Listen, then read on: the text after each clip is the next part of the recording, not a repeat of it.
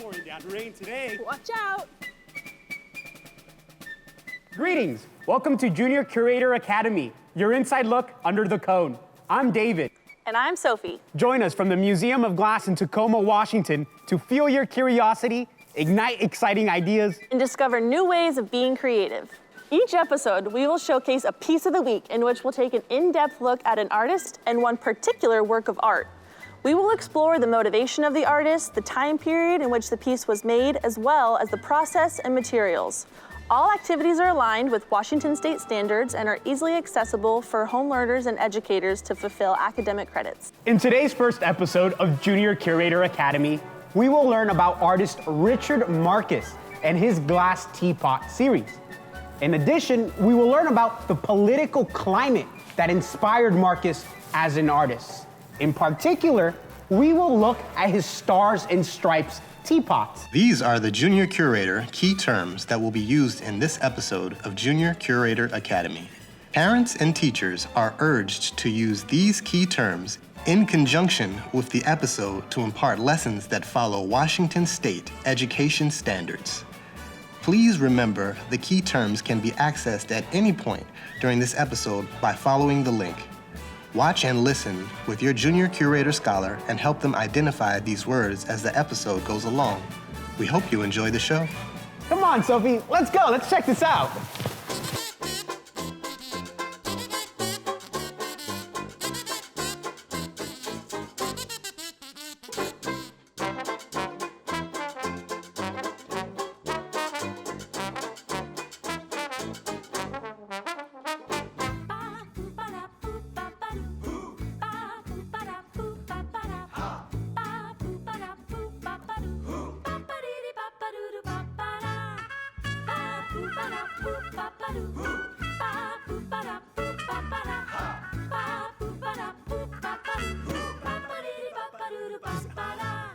Does that say?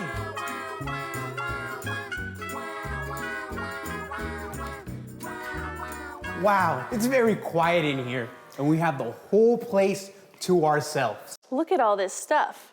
This is an exhibition by Dick Marquis called Keepers. Dick's a special person, and all this work is made by him. He calls them keepers because he's had these pieces for years and years. Do you have anything that you've kept forever? I sure do, Sophie. I have gifts and jewelry given by past students. Well, here we are, one of my favorite parts of the exhibition, the glass teapot case. We have 8 different glass teapots in our case. Let's examine this one here. What does the pattern remind you of? Absolutely, the Stars and Stripes. Let's look at the shape of the teapot as well as the one above, called Silhouettes and Stripes.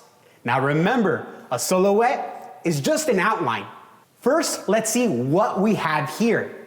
A handle, a lid, a body. In Dick's teapots, the lids don't actually come off, and they don't actually pour. Dick Marcus has taken a common object and made it into art. Dick's teapots are also funny and cute. How about a fun family activity? Teapots have made their way into pop culture in many, many ways, from nursery rhymes to cartoon characters. How many can you and your family come up with? Well, that was cool. Well, let's get back to work now. The pattern on the teapots are created by using a technique called Marini. Let's look at it together now. Marini is an ancient technique developed in the 15th century by glass artisans. Dick Marcus uses it in a new and innovative ways. Now let's meet Dick. Dick was the first person in his family to go to college. He and his older brother Bill were the first people in their extended families to finish high school. He went on to become a student at the University of California at Berkeley in 1963, where he enrolled in a ceramics course. In this class, he was influenced by funk art.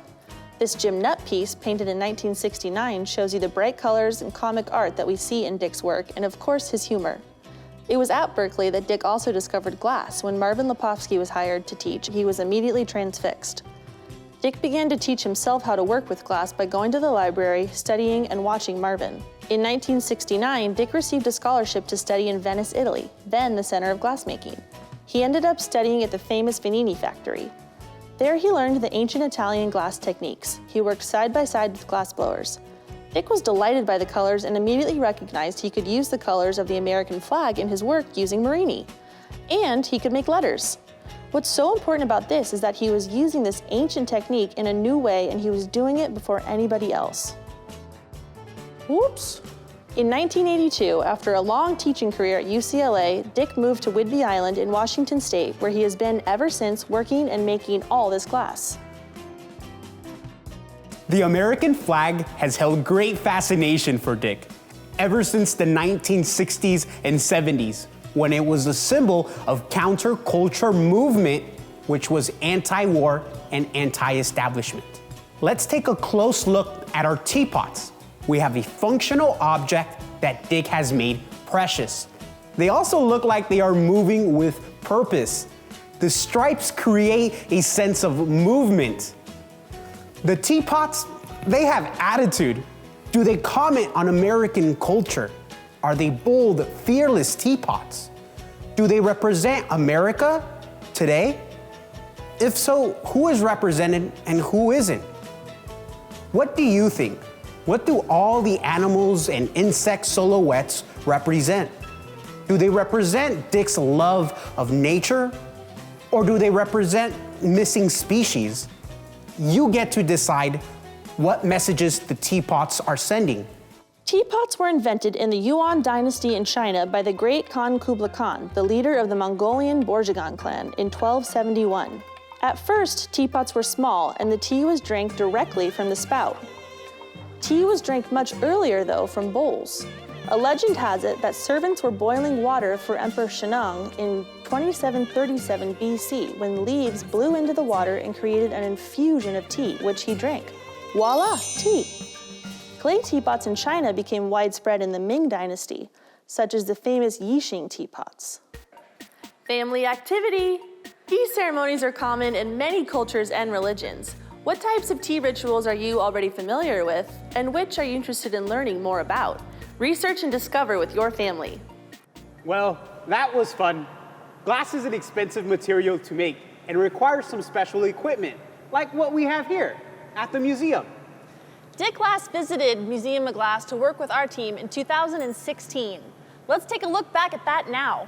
The last few years I've been working on this process called granulari, which is this lumpy, Italian lumpy ware. And that's what I've been working on the last few years, and that's what I'm sort of concentrating on here at the museum.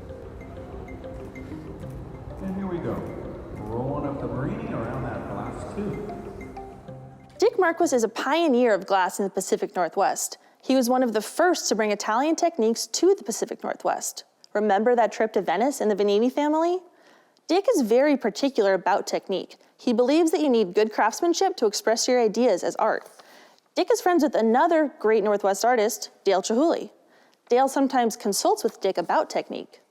Lots of artists interested in glass have flocked to the Pacific Northwest, and there are tons of glass studios here because of people like Dale and Dick. Most of the time, it's also cooler weather to work in. There are now more glass artists here than in Italy. This feeds the local economy and creates jobs in places like the Museum of Glass and Chihuly Garden and Glass, where people like me work. Hey, David, what's the piece of the week? Well, let's check it out.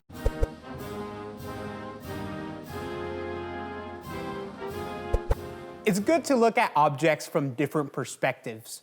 So I have asked our brand new education program manager, Jabari, what he thinks about our teapots. Hello, David.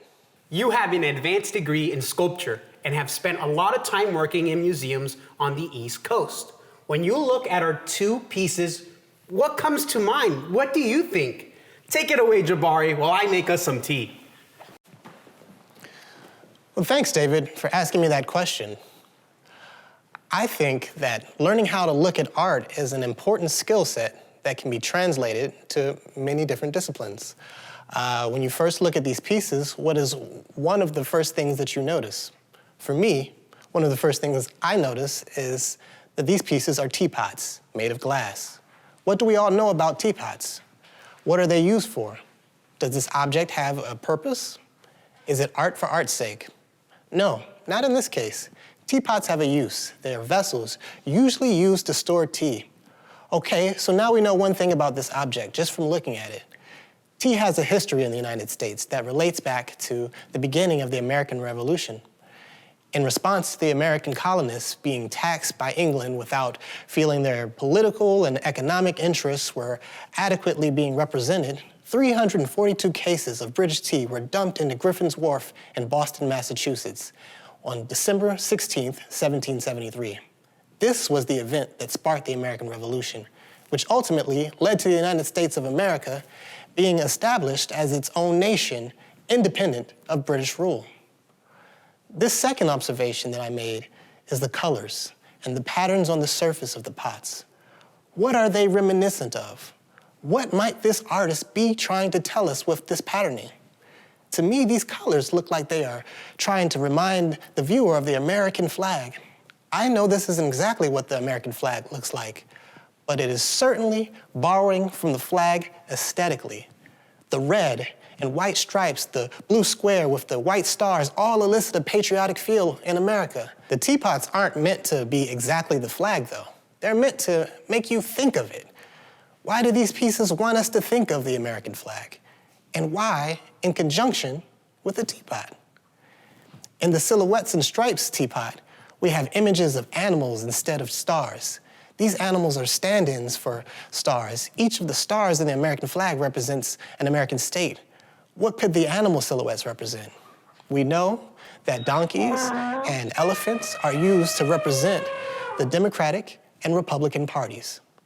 Could each of these animals represent a different political view? Could they be a call to conservation? Are these disappearing species? When really trying to see an object, I think it's important to look at the historical context in which it was made. Every object has a history. The people that make objects have history as well.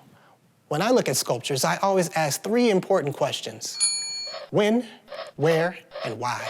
These pieces were made in 1997, and they used the Stars and Stripes motif, borrowed from the American flag. The technique used to make these designs is the Kane and Marini technique. We know that Richard Marquis lived and studied in UC Berkeley during the glass movement in the 1960s and early 70s. He also studied abroad in the Venini School in 1969. So this time period is important in his life.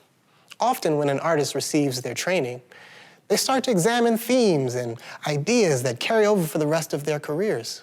What was going on in the world in the 1960s, especially with artists? At that time in Berkeley, many artists were protesting the Vietnam War. From 1965 to 73, the US was involved in the Vietnam War. Many in the US felt the war was unjust and that American soldiers didn't belong there. The flag was a symbol of freedom that many counterculture groups and artists adopted. Prior to the 60s, the American flag was treated with a sense of reverence and was not used in popular culture. In many senses, during this time, the flag was rebranded as a symbol of resistance. An American flag is burned at the height of the demonstration. Both President Johnson and Francisco... It was used as clothing, as the design for musical instruments. It was set on fire as a statement about freedom, how it was under attack. The flag that always embodied patriotism began to also embody political dissent. Using the flag in ways that many found trivial was rebellion itself. It was during the late 1960s that Richard Marquis made his first pieces incorporating the American flag. He made the American acid capsule and Stars and Stripes bottle during this time. Both were made at Venini. Both used techniques that he learned while there. He was learning the techniques that carried over into art that was using the counterculture motifs of the American flag. This brings us back to the Stars and Stripes teapot, made in 1997. The teapot has incorporated that spirit of rebellion from the 60s into a teapot that is distorted to the extent that is not functional. Is that something that the artist is trying to say about the country? By the time this piece was made, the American flag's usage and Americana culture was commonplace. For Marquis, the distortion and usage of the flag as protest harken back to his early adult life. What are the symbols of resistance now? Currently, our country is going through an unprecedented time. What are the possible ways to make art that is a means of protest in this time? Dick Marquis was able to find the freedom of dissent in glass pieces that use the American flag. Do you have any symbols? Thank you, Jabari. You're welcome. All right, now that we have analyzed these works from a multitude of angles and perspectives, it's time for your junior curator assignment. But first, I want to take another look at the label on the teapot case. Now, what you can do is write your own label and tell us what your thoughts are on these teapots. You can use up to 500 words and email it to us at juniorcurator@museumofglass.org. We'll post the labels next to the teapots in a virtual gallery for all to see. Remember all the angles we looked at? Now, it's your turn to try. Just a few rules though. No bad words, no copying, use your own language and imagination, and have fun. Once completed, you'll receive a sticker from Museum of Glass to work on achieving junior curator status. Well, that's all the tea for now. Thanks for watching Junior Curator Academy. Your inside look under the cone. Join us next time as we look into the collaboration of artists Jerry Hovenick and Ralph Harvey and their piece based on the magic flute. Until next time. Bye. Bye.